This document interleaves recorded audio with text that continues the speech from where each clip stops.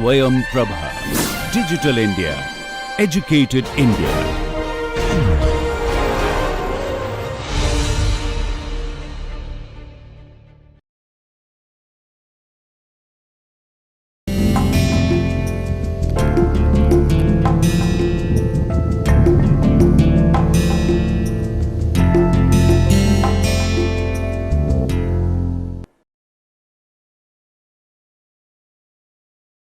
Good morning. We will be continuing our discussion on supercharging and turbocharging, and I would like to just show you a typical power and torque curves for turbocharging. Let us see what happens. So, please look at this x axis, which is common to all these three figures. It shows specific engine speed n by n rated. Suppose engine has 4000 rpm as rated speed. So, this is 1000, 2000. So, this is basically speed with respect to, so this has been non-dimensionalized basically. And on the y axis you have engine power output, here you have the torque output, and here you have the specific fuel consumption, and all these three are very important parameters which are related to each other. So, let us just compare the turbocharged engine with naturally aspirated engine. Okay. So, if you look at this curve A belongs to conventionally aspirated engine under steady state conditions. That means, this black curve is actually a naturally aspirated engine before you do turbocharging, and this blue curve, which is curve B, is for turbocharged engine under steady state operating condition. Okay. So, these are two steady state conditions, and then there is curve C here, which is about dynamic conditions. We will, for the time being, we will just compare naturally aspirated with turbocharged conditions. So, please see that on this y axis there is some power. Okay. Your naturally aspirated engine delivers power at certain speed, particular power at a certain speed. Okay. You want to derive the same power from a turbocharged engine. So, here you can see that the same power can actually be derived from a turbocharged engine at a much lower speed. Okay. It is possible. So, what does it mean? So, the engine now, turbocharged engine is operating at significantly lower engine RPM. So, obviously, this is going to be more efficient. Why this is going to be more efficient? Because lower speed really means lower frictional losses, and if the frictional losses are low, obviously, your efficiency is going to be high. Okay. Similarly, if you look at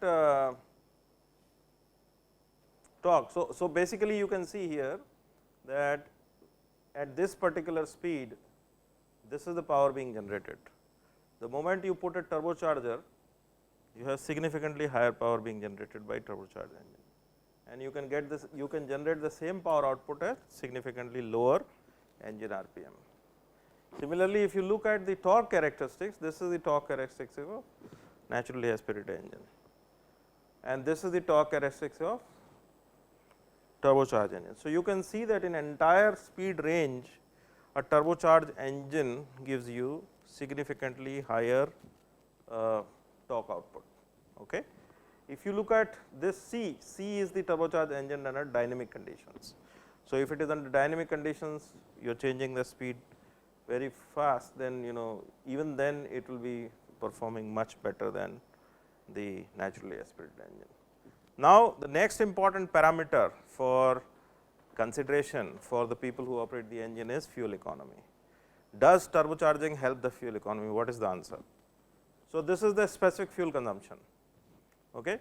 So, engine specific fuel consumption will be only one curve for whether it is naturally aspirated or turbocharged, there will be only one curve. So, when you are having naturally aspirated engine, you are operating at this speed and you will have certain specific fuel consumption. Now, when you turbocharge, the engine is operating at significantly lower speed. So, obviously, you will have much less specific fuel consumption for the same power output. Okay. So, that is how you see, when you, in nutshell, when you turbocharge a naturally aspirated engine, you just bolt on another suitably designed or suitably selected turbocharger on a naturally aspirated engine, you not only increase the torque output, you also reduce the fuel consumption, specific fuel consumption. Please understand that it necessarily does not translate into fuel economy improvement. A specific fuel consumption reduction and mileage improvement are two different things. Okay. You can travel a 1 kilometer distance on a Luna or a 50 cc motorcycle, and you can travel the same distance on a 1000 cc motorcycle. You can't expect to have lesser mileage from a smaller engine or more mileage from a larger engine. However, when you convert it to specific fuel consumption, it is possible that the specific fuel consumption of a 1000 cc bike may be actually lower than 50 cc bike, because here you specific fuel consumption is what? Specific fuel consumption is fuel consumption per unit power produced. So, when you are operating 1000 cc engine, you have much larger power being produced. Okay. So, you have less fuel consumption in terms of specific fuel consumption, but when you put in generally when you put it on in a car, the mileage actually does not increase, because your car now becomes more powerful, it is producing more power, it may not necessarily travel longer distance. Okay. So, you have to understand the difference between these two. So, compared to naturally aspirated engine, lightweight and smaller dimension turbocharged engine produce the same power. Okay. Turbocharged engine has better torque characteristics within the useful speed range, entire speed range that you can use. The same amount of power is available at lower engine speed because of superior torque characteristics of the engine. Okay. So, this is what happens to power and torque characteristic curve of a naturally aspirated engine and turbocharged engine. Now, let us look at some of these configurations, how you actually install superchargers and turbochargers. So, this is a mechanical supercharger. That means, this is the engine, some power is being produced, shaft is rotating, crankshaft is rotating, there is a gear drive and there is a compressor which is attached to it. So, mechanical supercharger is basically driven by the power output of the engine, and it compresses the air, and that air is fed into the inlet. When it comes to turbocharger, there is no mechanical coupling with the engine shaft, it is the exhaust gas that passes through the turbine, goes out, and this is connected to the compressor. So, this is mechanical, this is turbocharger. Now, there could be other configuration. This is what we have studied in last class also, and I have explained this difference in quite fair detail, but why I am showing you is to show that there are many other configurations of it which are possible. For example, you may have a combination of supercharger and turbocharger both. Just turbocharging may not be enough to give you desired boost, especially if your engine is very large. So, in that case, what do? You go for such a configuration where exhaust is passing through the turbine and going out, it is running a compressor, but then the input to this compressor is from a supercharger which is coupled to the crankshaft. So, this supercharger compresses the air, and this air is further compressed by the turbocharger before it is fed into the engine. So, this is combination of engine driven compressor and a turbocharger. So, depending on what are your requirement, what are the applications you would like to go for this application. Similarly, I discussed with you that there is turbo lag, and turbo lag is generally large because you have one single large turbocharger, and one single large machine will have more inertia. So, is it possible to somehow split into two, so that you have lesser bulky machine and you have lesser heavy stuff? So, yes, it is possible. So, for example, in this is two stage turbocharging. You have engine exhaust is passing through first stage turbine, then second stage turbine. This turbine is connected to one compressor, and then this gas comes into the second stage compressor, and then that is fed in. This is two stage turbocharger. It is also possible that sometimes your exhaust may be having more energy than what really you require in the compressor. So, you would like to recover some of that energy and feed it to the crankshaft. So, that is also possible. Here you see the engine is running, This is called turbo compounding, that is use of a second turbine in the exhaust, which is directly geared to the engine. And here the idea is to give the power generated by turbine to the engine shaft and not the other way. So, here the exhaust is going through the turbine and then it passes through the second stage of turbine.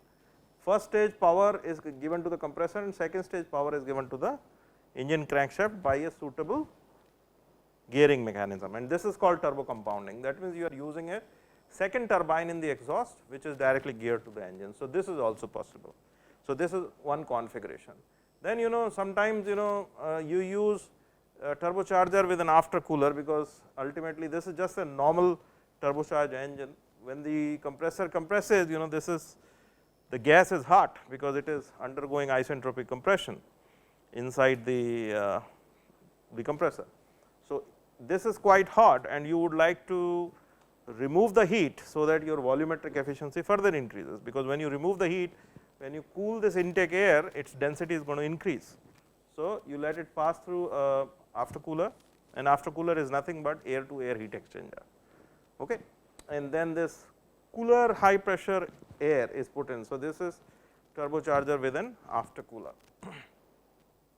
Okay. Then I told you that there are multi-stage turbocharging, specially aimed at reducing the turbo lag, because turbo lag is a one big serious problem with the turbocharged engine. You want power, you want immediate torque, and you press the accelerator, you put the demand, and engine takes its own sweet time. Sometimes if the turbocharger is big, it could take 25-30 seconds, and normally in automobiles 25-30 seconds you just don't have. You will have an accident when you demand power and the engine does not give you enough power. You may be on a highway, the truck is coming from front and you can just die. Obviously, I mean the automotive turbochargers do not have that kind of lag, they have half a second, 1 second or 2 second kind of lag, but when it comes to large engines such as locomotive engines, ship engines, they have turbo lag which could be 10, 20, 30 seconds very easily or even higher. So, in order to make the engine respond faster to the demand put by the driver, multi-stage turbocharging is used. So, multi-stage and more particularly advanced multi-stage turbocharging systems use the variable turbine power of one or more variable geometry turbines, turbochargers, to adjust compressor boost and exhaust back pressure to engine operating demands. This intervention further relates to turbocharged IC engines, in particular turbocharged engine with at least one high pressure turbine stage and one downstream low pressure turbine stage. So, when you say multi-stage cannot be one stage, it has to be minimum 2 stage, it could be 3 stage as well. So, one turbine has to be high pressure turbine, and obviously, whatever is going out of the turbine, that pressure will be into the second stage. So, obviously, that will be lower pressure turbine. The high pressure turbine may be a single flow or double flow type, wherein the high pressure or low pressure compressor may be variable geometry.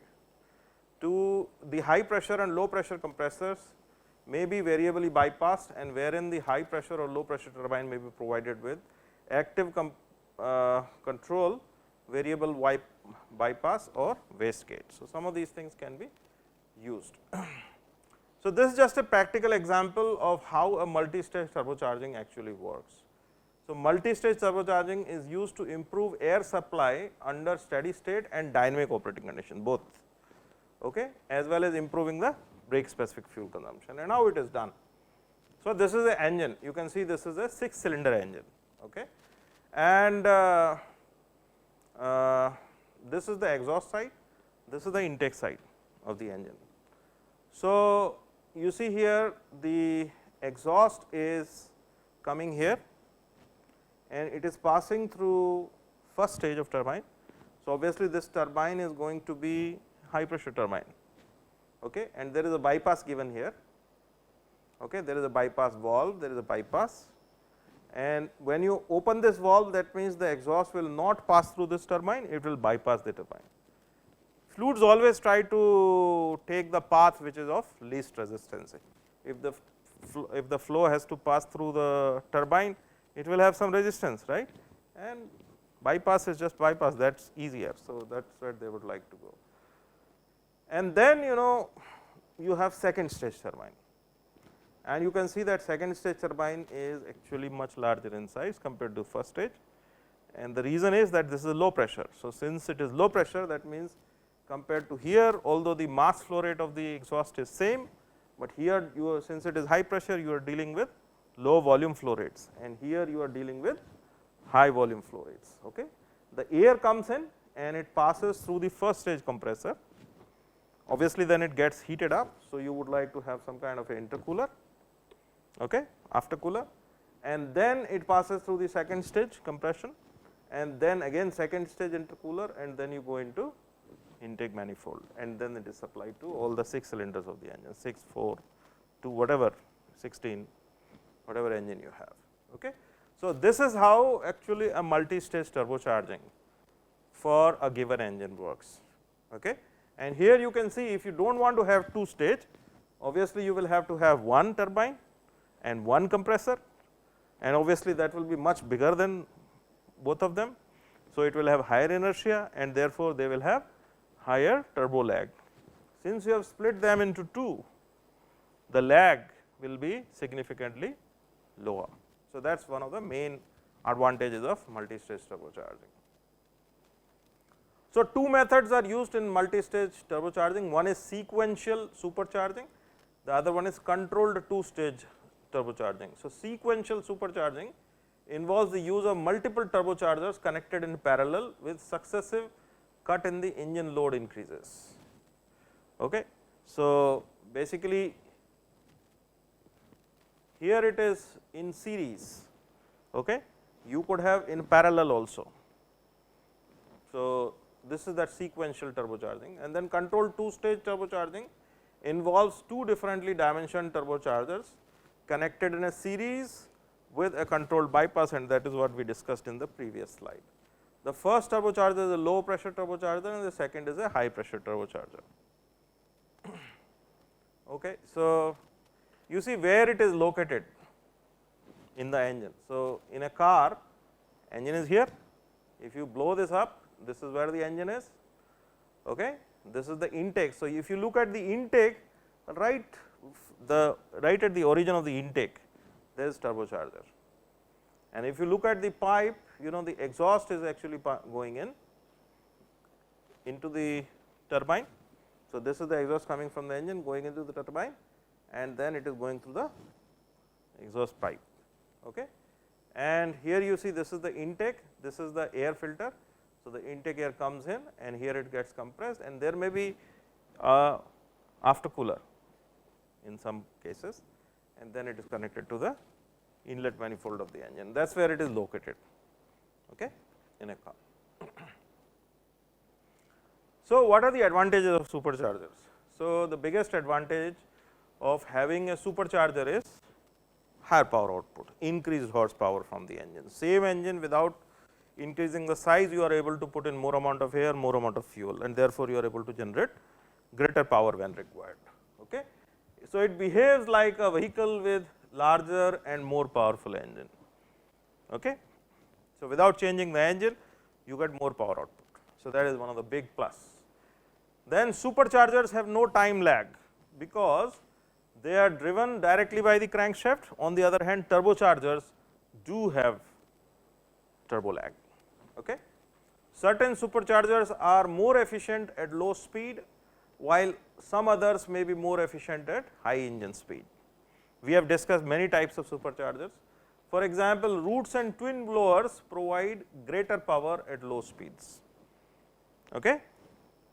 Centrifugal superchargers are more efficient when the impeller spins faster, and therefore, they provide more power at higher engine speed. So, depending on what is your application, you would choose a supercharger accordingly, whether you go for roots blower or twin screw supercharger or centrifugal supercharger. It depends on when you expect, at what speed you expect your engine to operate most of the time, because that is what you would like to cater to, right. Installing a turbocharger requires extensive modifications to the exhaust system. Superchargers can be just bolted on the top or side of the engines, and that makes it cheaper to install and easier to service and maintain. Okay. Because turbochargers, you have to make 4 or 5 different connections of intake and exhaust. So, it requires substantial modification, but turbocharger you just supercharger you just install in the side, put some kind of a belt drive, just let the air come in and go into the manifold. So they are very easy to maintain, but then the flip side is that they are draining the power for their operation. Okay. So finally, no special shutdown procedure is required with superchargers, because they do not they are not lubricated by engine oil, they can be shut down normally. Okay. Turbochargers must idle for about 30 seconds. So prior to shutdown, so that the lubricating oil has a chance to cool down. So turbochargers have to be given time before you shut it down. So with that said, a good warm up is important for superchargers, so that they work most efficiently at normal operating conditions. So this is just the advantage and disadvantage of both turbochargers and superchargers. So some of the advantages of turbochargers are that engine becomes more compact, you can go for engine downsizing with the addition of turbocharger. Then nowadays for controlling the emissions from the engine, particularly the particulates that are generated by diesel engines, you have something called DPF, diesel particulate filters. So these diesel particulate filters, as the name suggests, it is a filter. So they will collect the particles from the engine exhaust, and after some time they will get clogged, because they will collect too much of particulates. So they need to be regenerated. Regenerated means cleaned, so that you can use them again. Okay, so DPF regeneration, turbochargers used in conjunction with DPF creates ideal condition for regeneration, and this allows DPF to work at maximum efficiency at all the times. So turbocharger actually helps DPF regeneration. So this is one big plus, especially when your engine is Euro 5, Euro 6 compliant. Then if it is Euro 5, Euro 6 compliant, that means it will definitely have a diesel particulate filter, and in that case if you have a turbocharger, it will help you regenerate the system much faster. Okay. And obviously you can also reduce the emissions with the addition of turbocharger. Okay.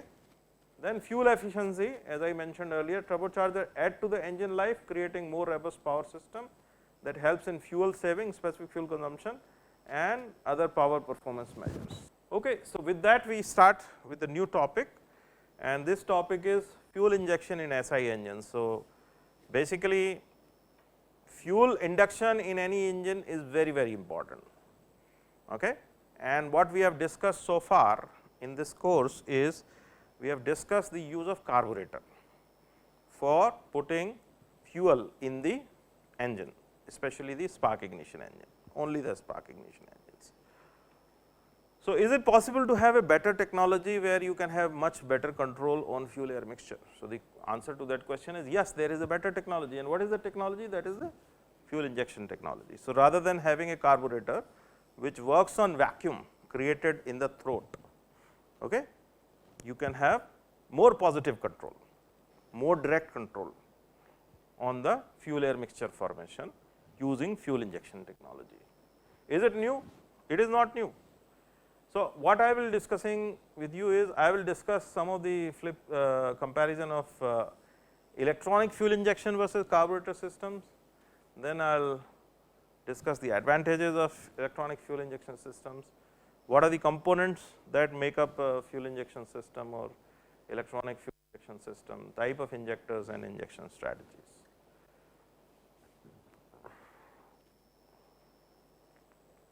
So electronic fuel injection system is not new. It was popular in diesel engine in 1920s, but for gasoline engine, carburetor was the most efficient way until 1955. In 1955, Robert Bosch, he developed fuel injection system, electronic fuel injection system for gasoline engines. So in an EFI system, there is a fuel pump present inside the tank along with the electronic controller of the engine and an array of sensors. So let us see how it works. So in a EFI system, there are 2 or 3 components which are extremely important. One is that there should be some way to pressurize the fuel, because if you want injection to happen, atomization has to happen, but then for that you require the fuel to be pressurized. If there is no pressure, fuel will not atomize. So there has to be some kind of a pump. What is that pump? So, there is an electrical pump that is actually installed in the tank, and it is always dipped below the level of fuel, okay? And it is an electronic pump. So, electric current is actually going into that system which is below the level of petrol and generating pressure. Okay. That pressurized fuel is brought to the fuel injector, and fuel injector is nothing but a solenoid valve. You know what a solenoid valve is, all of you know what a solenoid valve is. Solenoid valve is a valve where if you give a pulse, it will open for that time and allow the fuel to pass through, and as soon as the pulse is stopped, it will also close. Okay. So, when it opens, you force the fuel through a small nozzle. How small nozzle? This could be 200 micron, almost hair thin or maybe slightly bigger than hair diameter. So, when the fuel passes, high pressure fuel passes through that small nozzle, which may be about a millimeter thick and diameter about 0.2 millimeter or 0.1 millimeter to 0.2 millimeter. So, what will happen? The fuel will then break into small droplets, right. But then it is very important that we should not be injecting all the time. There should be a small window, and that also we have to optimize. So, there is some kind of intelligence required. So, how do you generate that intelligence? How do you make the engine understand when to inject and when to stop, when to start injecting and when to stop, and when to apply the spark with respect to fuel injection. So, all that is controlled by something called electronic control unit, ECU. Okay. ECU is nothing but brain, it is a microprocessor based brain. Okay. Now, this brain has to work on certain inputs for certain parameters, then only it will decide that okay, this time I have to inject 15 degree before top dead center, and under some other conditions I have to inject at 30 degree before top dead center. How does it decide? So, it decides based on certain inputs, and those inputs are coming from different sensors. So, basically the scheme is very simple. There is a ECU which is getting inputs from different sensors. It has certain program, intelligent program built in it, where it chooses the best output depending on a certain process which is already determined at the time of manufacturing.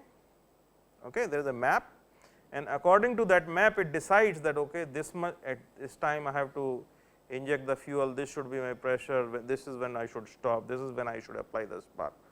So, then it gives signal to all these actuators to do the actually desired thing. Okay. So, this is how electronic fuel, and that is why it is called electronic fuel injection system, EFI system, because there is a lot of electronics, there is a lot of signal flow. Instead of working with vacuum and mechanical actuators, you are working with electronic actuators.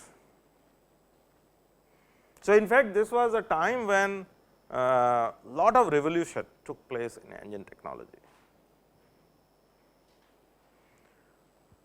So far what we have studied is mechanical, IC engine is a mechanical machine, right.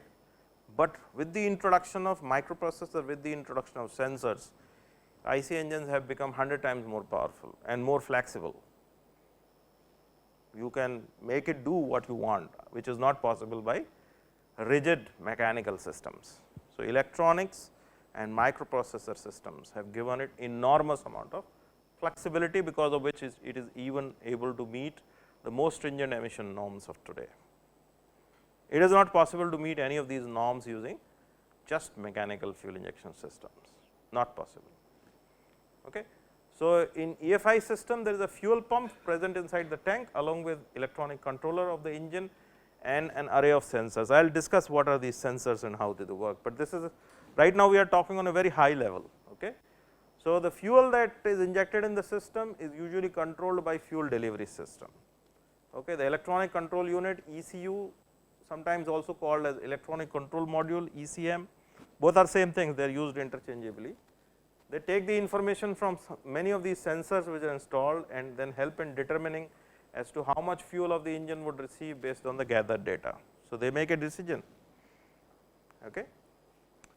And then if you compare the carburetor with the electronic fuel injection system, carburetor relied on the flow of air over the liquid fuel. Only the fuel vapors were collected for the purpose of ignition. It only worked on vacuum. If there was a higher vacuum, more flow rate, higher vacuum, it will give more fuel through the nozzle. The primary difference between the carburetor and fuel injection is that fuel injection atomize the fuel by forcibly pumping it through a small nozzle under high pressure. So, carburetor will normally work on vacuum and fuel injector will normally work on pressurization. Okay. While a carburetor relies on suction or vacuum created by inlet air accelerated through venturi tube to draw fuel in a airstream. So, you see the main difference is that carburetor works on vacuum, and when it works on vacuum, how much is the range that you can play with? Sub 1 bar, and you can never be 0, right. You can at best be like 0.7, 0.8. So, basically you are playing with control is 1 bar to 0.7, 0.6 bar, that is it. And when it comes to pressurization, you have a control of 1 bar to 5, 6 bars, 5 bars. So, where you have much better control? Obviously, in the fuel injector system, because the range is much more, so you can have much better and more precise control. So, EFI system provides a more precise control over the amount of fuel entering the combustion chamber compared to carburetor. And since you have much better control, which will be more efficient? EFI system. So, in fact, EFI system is easily 15 to 20% more efficient over the carburetor system. So, your fuel economy, mileage actually goes up when you switch over to EFI system. So, what are the advantages of the EFI? First is fuel consumption. So, due to sophistication of the electronic control system that constantly monitors and adjusts the air fuel ratio, to maintain the optimal combustion conditions, fuel consumption is lowered significantly. This is the first advantage. Second advantage, greater power output. So, you not only get better fuel economy, you also get higher power output. How? Because EFI equipped engine generally provide higher power, and it is difficult to optimize power or torque across a wide range of speeds with carburetor. Carburetor can only be tuned for a certain speed, because it is mechanical. So, you tune it, optimize it for a certain load and speed condition, and if you are away from that point, you cannot dynamically program a mechanical system, it can only be optimized for a particular speed. So, if you are operating on other speeds, obviously you will be operating the engine in a suboptimized manner, suboptimum manner. Whereas with electronics systems, since you have a microprocessor, each operating point you can have optimum fuel injection, and that is what makes it more efficient, that is what makes it more powerful. Clear? Whereas EFI system is capable of optimizing air fuel ratio and ignition timing over the entire range of operating speed, all possible speed and load combinations at each point. You can say that, okay, this is my optimum point. Clear? Another advantage, excellent starting. If you want to start the engine, it is very easy to start using EFI system compared to carburetor system. A major benefit of EFI system is greatly improved cold and hot start performance. This follows from the ability of the system to calculate the optimum air fuel mixture for starting, as well as from superior optimization that results from injection of fuel as compared to fuel delivery from carburetor. Suppose it is cold condition, okay, and under cold condition the fuel does not evaporate very effectively, you would like to enrich the mixture. I told you in earlier lectures that cold starting condition you have to make the mixture as rich as 9:10:1 air to fuel ratio, right. So, with a carburetor it becomes very difficult, whereas with EFI systems it becomes very easy, because first you are injecting the fuel and your sensors will tell the engine that engine is cold or hot.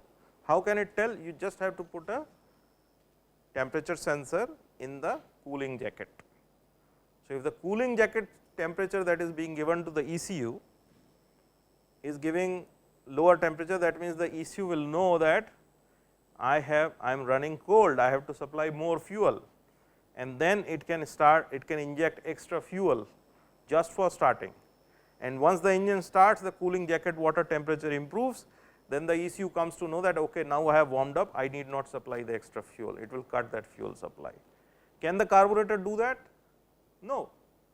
So, that is why cold and hot performance, hot starting performance of EFI system is nothing short of excellent compared to carbureted system. Okay.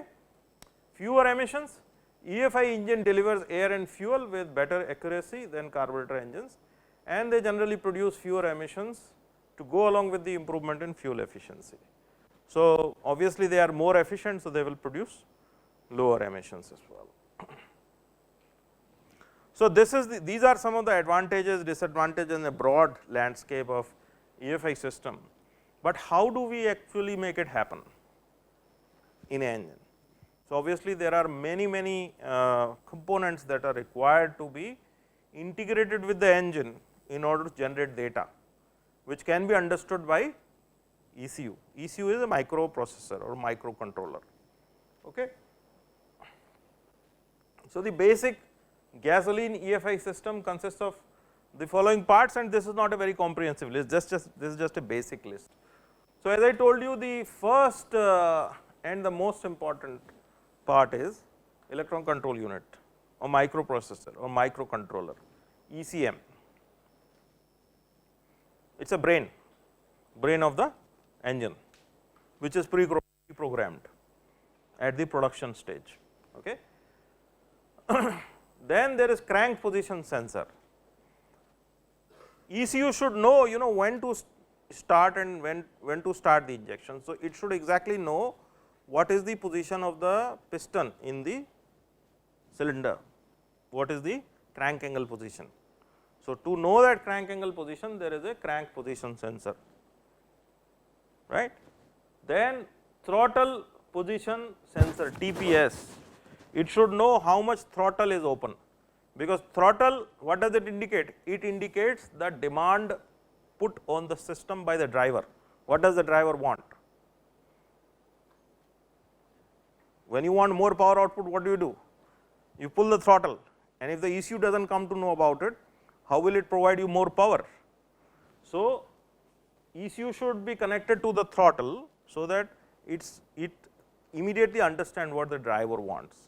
So, here this is one input. Okay. Then manifold absolute pressure sensor or mass airflow sensor, MAP or MAF.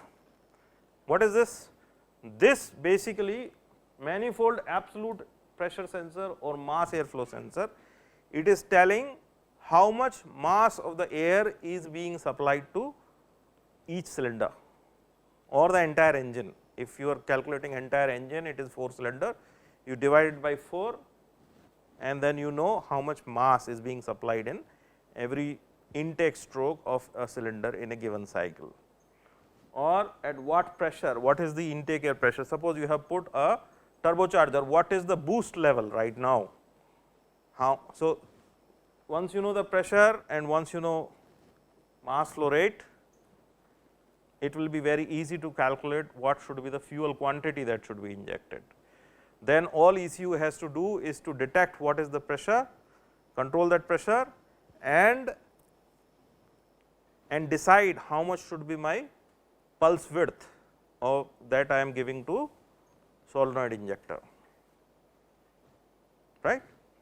Then there is a lambda sensor. What is lambda sensor? Lambda sensor is nothing but a sensor which detects oxygen in the exhaust. So, basically it determines what is the air fuel ratio, lambda, or relative air fuel ratio in the engine. Then obviously you will need several temperature sensors.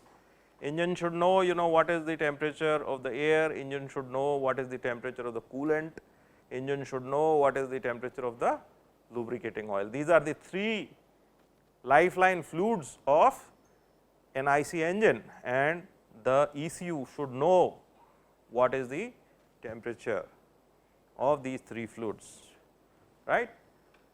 Then you need a low pressure electronic fuel pump. Most of the gasoline engines work on low pressure, and when I say low pressure, this is of the order of 3 to 5 bar. Now, of course, we have high pressure gasoline direct injection systems, which I will discuss later 1 or 2 slides, but those GDI engines require higher pressure, which can range from 50 bar to 200 bar gasoline. But normally, and GDI engines are not there in our country, only very few models of few manufacturers have GDI technology, but otherwise most of the Indian OEMs have really missed the bus of GDI, just like we missed the silicon bus and we do not manufacture ICs in this country. Similarly, the automotive industry of India has missed the bus of GDI technology. We do not manufacture, rest of the world is making, but our local desi manufacturers, they do not manufacture GDI technology, they have missed the bus. So, anyway, we manufacture what we call as sport fuel injection systems. Most of the gasoline engines, especially the cars, they work on a technology called multi-point port fuel injection technology. I will come to that. It's a particular technology. There are many fuel injection systems. This is a particular type, and that is the most popular system. So, maybe 95% of the cars in this country would use MPFI technology, okay, and most of them use a low pressure electronic fuel pump, and they inject fuel at 3 to 5 bar pressure, not more. Okay. And finally, the most important thing, one of the most important thing is solenoid based electronic fuel injectors. So, electronic fuel injectors are the final devices which control the injection of the fuel, where in most of these engines where the fuel is injected, it is injected in the port, it is not injected directly. If it is injected directly in the cylinder, then it is called gasoline direct injection. Okay. In diesel engines, we always inject in the directly, and when we do not inject directly, we call them indirect injection engines. We discussed the 2 of them. So, I am sure you must have seen, all of you must have seen this kind of a thing in the engine. This is a robust aluminum box, it is open from the top. Okay. Just a close comparison of this will be, it looks more like a hard disk, okay, from outside. So, inside it has lot of integrated circuits. There is a computer by itself, microcontroller by itself. A ECU is a type of electronic control unit that controls series of actuators of an IC engine to ensure optimal engine performance. So, what does this have? So, let me tell you what does this have. Okay, ECU reads values from a multitude of sensors within the engine bay, interpreting the data using multi-dimensional fuel and spark maps and adjusting the spark actuators. So, it has 3 main components. One, the input module, where all the sensors are connected. You see here there are many pins here. Some of these pins are coming from the sensor, some of these pins go to the actuators. Only the electronic signal when you say, that means just voltage pulse, okay, 0 to 5 volt voltage pulse, that is all is coming. So, when it comes, the signal, there are many types of signals, some are analog signals, some are digital signals. So, all those are conditioned, some are low voltage signals, some are high voltage signals. So, those are conditioned and those are prepared. So, that is the input module. Those input go into a microprocessor, and microprocessor has RAM, random access memory, which has a built-in map in it. So, there is a map that is built in. So, according to the input, it will do all the processing and decide what should be the output, and then that output is given to the actuators via these pins. Okay. So, there is input, there is output, and in the middle there is microprocessor, okay, and all these signals are basically conditioned, okay, and there are different ICs for different purposes. I will not go into details of it. If you are interested, you can read the Bosch gasoline engine management book, and there it is given in fairly good detail. Okay. So, what are the basic operations performed by the ECU? So, first basic operation is that it controls the fuel injection. When you say it controls the fuel injection, what do you mean? It controls the fuel injection, start of fuel injection, end of fuel injection, and since it controls both, basically you are controlling the injection duration. Okay. And then it also controls the fuel injection pressure. Okay. And then it controls the spark timing, when you should control the spark timing. And since you are controlling the fuel injection quantity, you are in a way controlling the air fuel ratio at a given operating condition. Okay. There are many other advanced operations which are not very relevant at this stage, but just to tell you, it also controls idle speed control, how much should be the engine idling speed for stable operation. Variable valve timing control, if it is a VVT kind of a system. VVT kind of a system is, in most of the engines the valves are operated by camshaft. So, it is fixed, it is mechanical, right. So, irrespective of the engine speed, valve will open at a given time, it will close at a given crank angle degree. But if you want to really optimize everything, depending on the speed, you have to change the valve opening and closing time. It is not possible by a cam based system, it is possible by something called VVT. So, it is also solenoid valve actuated system, where the opening and closing, there is a solenoid valve, it opens and closes the valve. Okay. So, but the valve, the solenoid has to be fast actuating solenoid. Okay.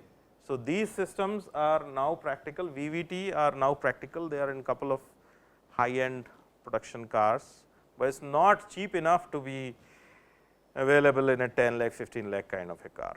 It is still very expensive technology, and obviously it makes the engine much more efficient, more powerful, and emission compliant. Okay. So, then electronic valve control, then gear control. So, some of these are advanced operations.